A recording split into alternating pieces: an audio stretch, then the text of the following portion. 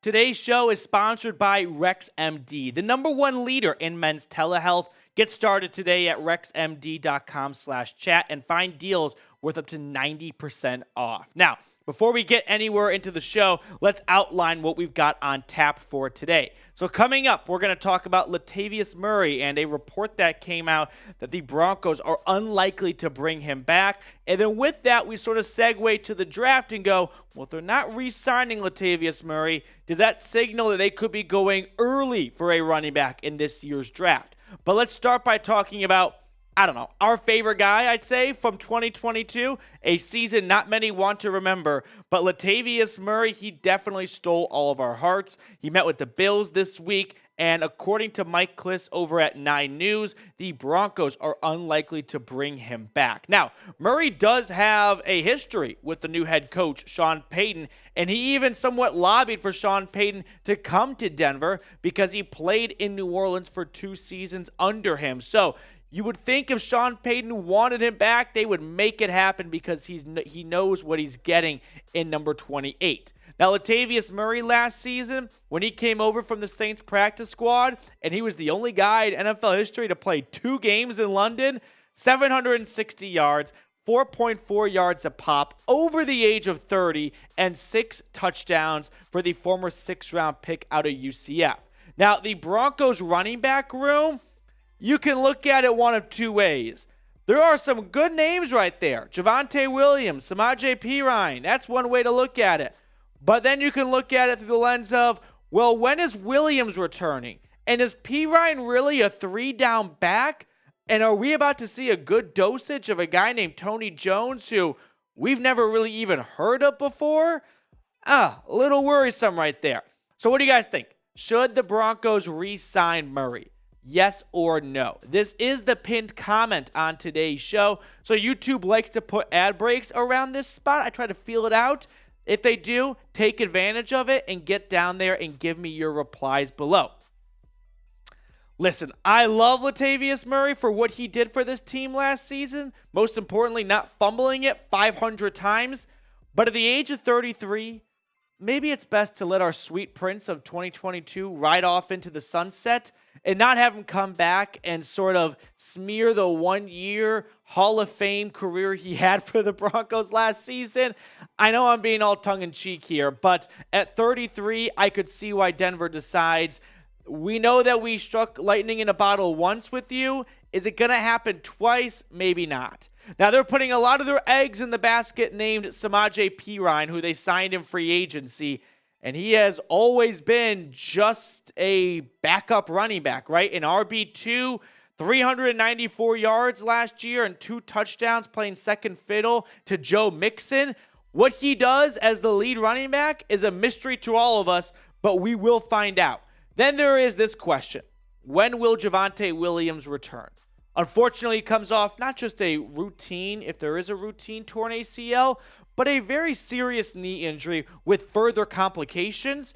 And there has been mixed reports coming out from Dove Valley in terms of, is Williams going to be closer to week 1 or week 18? Because it's starting to get the feel of week 18 because I don't hear a lot of great positive updates coming from Javonte Williams. And that sucks because this is someone I think we were all super excited to see build off a really promising rookie season.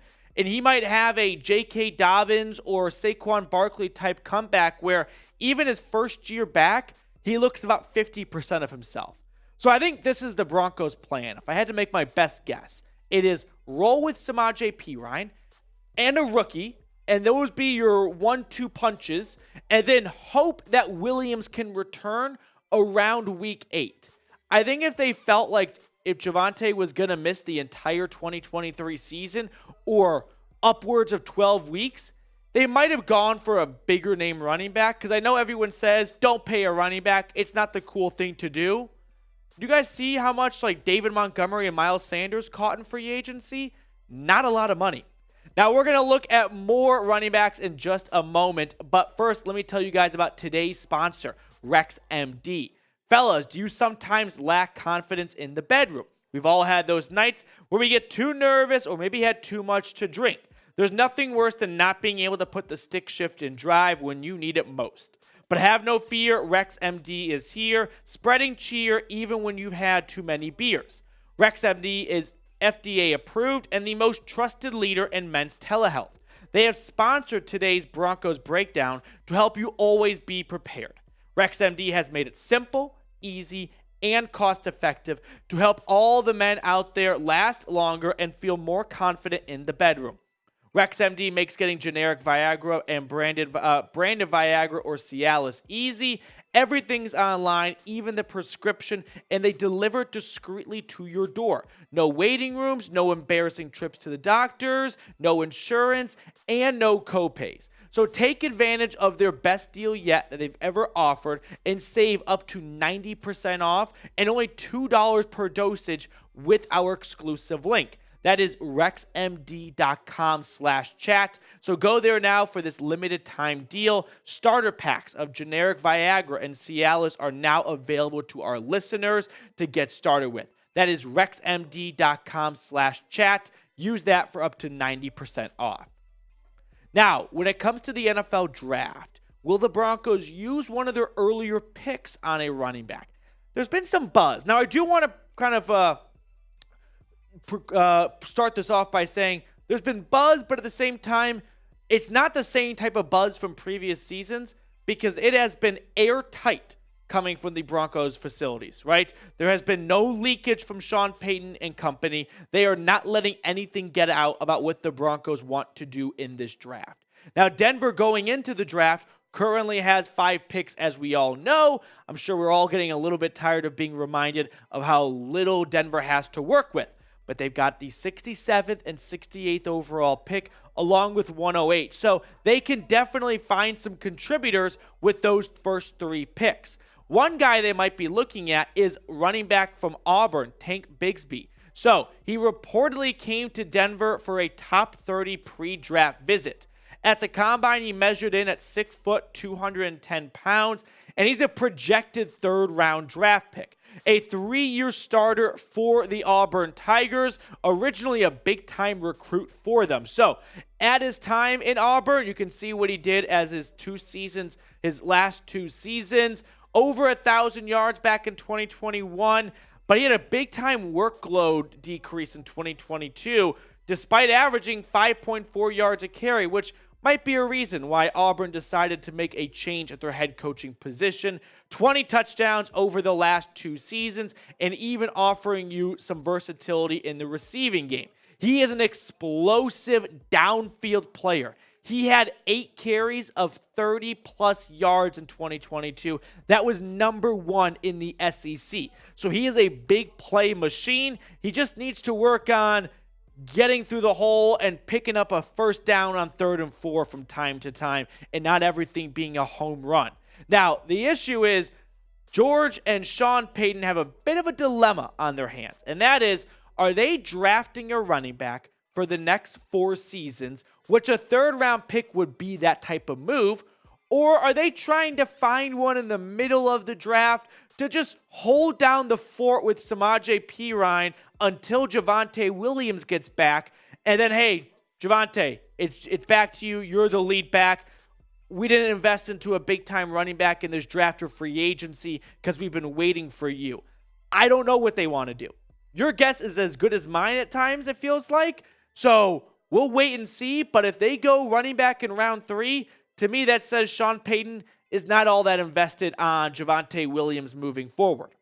We're going to look at one more running back in just a moment, but if you have not subscribed and you're looking for a reason to do so, we got you the latest draft rumors, pick-by-pick analysis when the draft comes here, which for Denver is 2 weeks away from today. Plus, we are closing in on 13.5 thousand subscribers. Hit that sub button and get the best Broncos content. Now, one guy to keep an eye on is Syracuse running back Sean Tucker. So he was mentioned as a possible draft target by Mike Klis in a recent write-up he did. At the combine, Tucker measured in at 5'9", 207 pounds. He was a 3-year starter for Syracuse. This is the opposite of investing in a running back for the next 4 seasons like you would with Tank Bigsby. he's going to be closer to rounds 4 or 5. And that right there is not a huge commitment and more of we just need to find a Band-Aid until Javonte Williams returns. Now, during his time at Syracuse, he was a multi-year starter. And the last 2 years, back-to-back 1,000-yard seasons, that 1,400 rushing yard season he had in 2021, that's a program history best in Syracuse. And they've had a lot of great running backs come through for Orange. 6.1 yards a pop in 2021. He took a full yard off in 2022, so a bit concerning to see someone regress as they get closer to the NFL draft. Sean Tucker is a bit of a one-trick pony. He doesn't have a bunch of tools in his bag. He's going to be a change of pace running back, which the issue is that's kind of what Samaje Perine is. So you'd have 2 change of pace backs. I don't quite know how well that would fit on your routine 1st and 10 early down runs, but we'll find out. But let me know, should Denver go running back in round 3? Give me a D for draft or a P for pass. I'm going to pass. I'd rather see them go edge rusher and corner or even trade back from pick 68 and get like 3 more picks or something. So we'll wait and see, but I'm going with pass for now for round 3. That's it on today's show. Thank you so much for tuning in. If you have not subscribed, you know the YouTube cliche jargon. Hit that sub button, all that good stuff. What I'm trying to do here is grow the channel. That way we can get more studio space. You guys get more videos, and it's a beautiful YouTube circle of life. We'll sign off. Let everyone enjoy the rest of their weekend, and see everyone later.